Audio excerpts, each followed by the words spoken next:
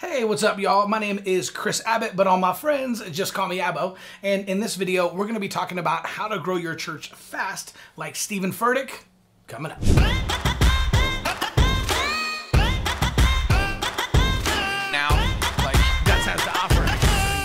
Hey, what's up, y'all? Welcome back. In this video, we're going to be talking about church growth. We're going to take a look at some of the principles that Pastor Steven Furtick has used to grow Elevation. Their numbers just keep growing. They're absolutely crushing it both online and in person, right? And so we're going to take a look at some of the things that he has done in order to grow his church, and then how you can apply some of those principles at your church as well. So let's dive in. All right, so one of my favorite things about Steven Furtick, right, is that he is super controversial, right, and he gets so much hate. And the crazy thing is, it's not atheists or non-Christians that hate Steven Furtick. It's always other pastors and other Christians. It's interesting how much friendly fire there is in the kingdom, right? But he handles it very, very well, right? Like, in fact, he wrote an entire book on it, if you guys have ever read Unqualified, where one of the theologians who was like a hero to him talked about him, basically called him unqualified in like a national interview, which is pretty crazy.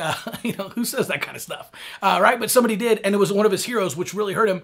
But he went on to write an entire book about being unqualified. What I like about this is I think all of us feel unqualified from time to time, right? Like all of us, like being called into ministry, no matter how long we've been in full-time ministry, we've been doing this, we always run into periods in our life and seasons where we feel unqualified, right? Because I personally believe that if you're not currently involved in the hardest thing you've ever done, you're probably not growing. Of course, you're going to go through times where you feel like an imposter or you feel unqualified, right? And so that is something Pastor Steven has done really, really well, I think, kind of navigating all of that. And so let's kind of take a look at some of the things that he's done in order to grow your church and how we can apply those principles at our own churches. All right, so if you take a look at what Steven Furtick talks about, a lot of what he talks about is kind of the human condition, meaning he's talking about purpose. He's talking about the storms of life, the things that we go through. He had a really popular sermon series called I'm Confused About My Calling, right? Because these are the things that people actually deal with. And so a lot of what he does is he talks about what the Bible said, right, and what it meant to the original audience when it was written,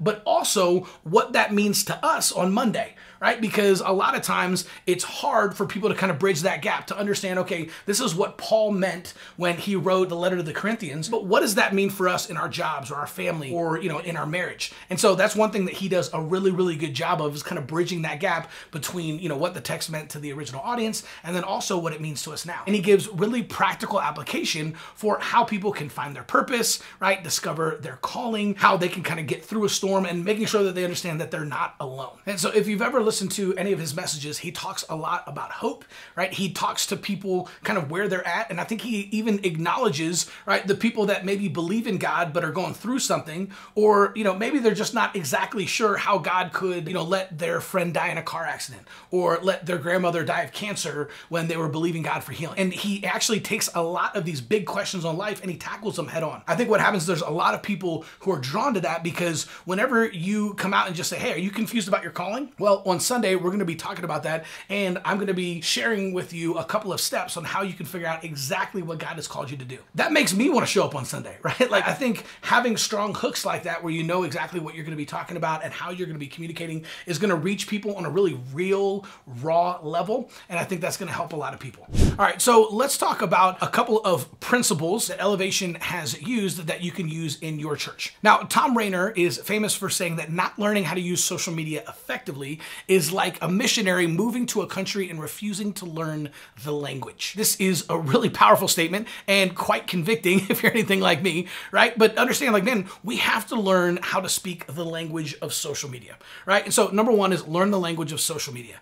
And I think we need to go all in on being able to figure out exactly what's going to work, right? Start before you're ready, dive in, right? Ready, fire, aim. Nobody is a social media expert, and no matter how much you study it, it constantly changes. So the best thing you can do is just kind of dive in and start doing it. And there's a couple of different ways to do this, right? But for the most part, everything is either free, meaning you can post on your Facebook page or on your Instagram account or Facebook stories or Instagram stories, right? But you have your free organic posting, or you can do paid, which is like a boosted post or a Facebook ad, which they're actually two different things, right? But you can dive into the organic side of things, and the free stuff, and then you can also dive into the paid side of things, right? On Facebook, organic reach is down. It's only about 3% of the people who like your page actually see your stuff, right? A lot of people are really surprised by that. It's kind of a bummer, but Facebook has basically said, hey, you've got to pay to play at this point, right? And that's okay. They have 2.7 billion people on their platform and 1.8 billion log in every single day. So that makes Facebook the single largest missions field the church has ever seen. So we have to be digital missionaries, and we have to dive into Facebook and understand that, man, we've got to learn the language of social media. And that means not only understanding the organic side of things, but also the paid side as well. All right, number 2, comfort is the currency you pay in exchange for growth. Right? So I think it's really important to understand that we have to constantly be growing. We have to constantly be working on ourselves. We have to constantly be studying the Bible and the scriptures, but we also have to constantly be working on our own mindsets. And I think most of us spend a lot of time on the text and on our sermon prep and reading books, right? But I think we also need to make sure that we're working on our mindset as well, right? Those limiting beliefs or excuses that you have in your mind are holding you back, right? The stories you've been telling yourself over and over and over, probably for years, some of them for your whole life, are actually holding you back from church growth and holding you back from reaching the people that God has called you to reach. And so it's important to not only level up our skills when we are studying theology in the Bible, but also to be able to level up the way that we think. So if you want to grow your church, then you have to grow yourself as a leader, right? It's only at the edge of your ability that you begin to expand your capacity. So this is really, really important. We need to constantly be pushing ourselves, putting ourselves in uncomfortable situations, and growing ourselves as a leader in order to be able to continue to reach new people for Jesus and grow our church. Okay, so before I get to my last couple of points, if you like this video, make sure to subscribe and hit that little bell notifications so that you get notified whenever we drop new videos, which is every single day, 5 days a week. All right, number 3, people don't care that your dog died, they care that their dog died. Right? So this is something that Furtick does really, really well at Elevation, right? But it's just constantly focusing on other people and what they're going through, right? So at the end of the day, right, people are inherently selfish. And this isn't a bad thing. This is just the way that we're wired. You know, the first time you look at a group picture, the first thing you do is look at yourself, right? Everybody does that, right? Was I blinking? Was I smiling? Did I look cool? Did I look goofy? Shoot, half of my face was being covered up by that dude's hat. We're inherently selfish. We think about ourselves first. There's nothing wrong with it. It's just the way it is. So people don't care that your dog died. They care that their dog died. So one of the things that Furtick does really, really well and that we can do in order to reach new people is just think about what they're going through and how we can kind of set their mind at ease before they show up. So here's the deal. If you're trying to attract new visitors to your church, there's basically 2 questions that every single person has before they ever visit a church. Number 1, who's the pastor? And number 2, who are the people? So people want to know before they show up to a church, right? Who is the pastor? Who's this guy that I'm going to listen to, you know, speak for 30 or 45 minutes every single Sunday? And who's, you know, kind of the leader of this church. So you need to be able to answer that question up front on your website, specifically on your homepage, on any landing pages that you have, any type of Facebook ads or some of the social media posts where you're specifically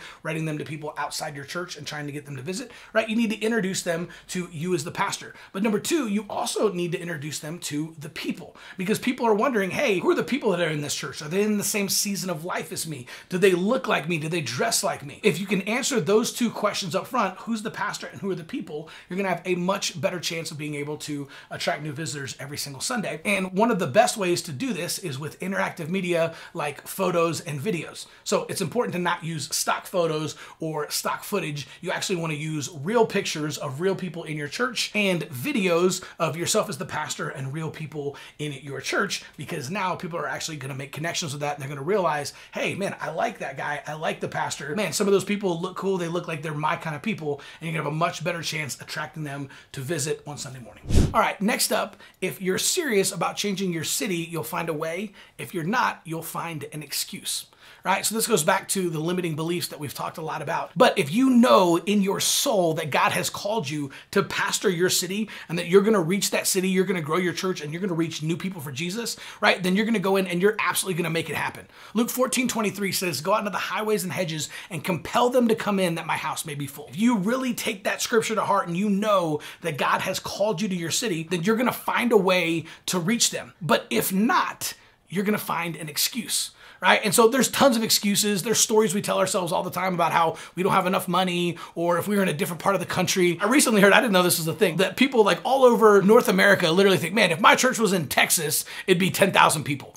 Right? That's crazy. I live in Oklahoma, right? Just above Texas. I've never heard that before, but I found out this is actually like a really, really common belief among pastors. It's just as hard as in Texas as it is in the Pacific Northwest and the East Coast and the South and up in Canada. Every single place has its own challenges, right? So it doesn't matter how much money you have. It doesn't matter the leaders that you have. It doesn't matter how good your worship is, right? There's going to be challenges at every single level, no matter the size of your church, the size of your budget, right? But it's important to go all in and understand, to have that unshakable belief that you are called to reach your city. Because if you believe that you are called to change your city, you'll find a way. If not, you'll find an excuse. All right, and finally, my last point, God is preparing you for what he has planned for you. Now, I personally believe that everything in life is tuition, right? We're just constantly paying tuition and we're learning the lessons of life. And so nothing is wasted. Everything that you've been through up to this point, God is going to use that in order to propel you forward, right? So maybe you battled addiction in the past, right? You're going to be able to minister to people who are going through that thing way better than someone who's never battled that, right? Maybe you battled pornography, or maybe you went through a nasty divorce, or, maybe you've lost loved ones that are really close to you. Every single thing that you've gone through, God is going to use that. Nothing has been wasted, and God has been preparing you for what he has planned for you. And so he can use every single thing that you've been through in order to reach hurting people that are far from Jesus. So I want to encourage you, right? If you're watching this video, if you made it all the way to the end here, right, and you're hearing this point, it's because you're serious about reaching people, about growing your church, and about sharing the gospel with people that are far from God. So I want to encourage you, keep going. Nothing is wasted, right? Everything in life is just tuition, and God has been using every single thing in your life up to this point. He has been preparing you for what he has planned for you. Okay, so if you guys like this video and you want to learn more practical ways that you can use social media in order to attract new visitors on Sunday and grow your church, head on over to churchgrowthagency.com or simply click on the link in the description below, and we've got a free training for you. We'll see you soon.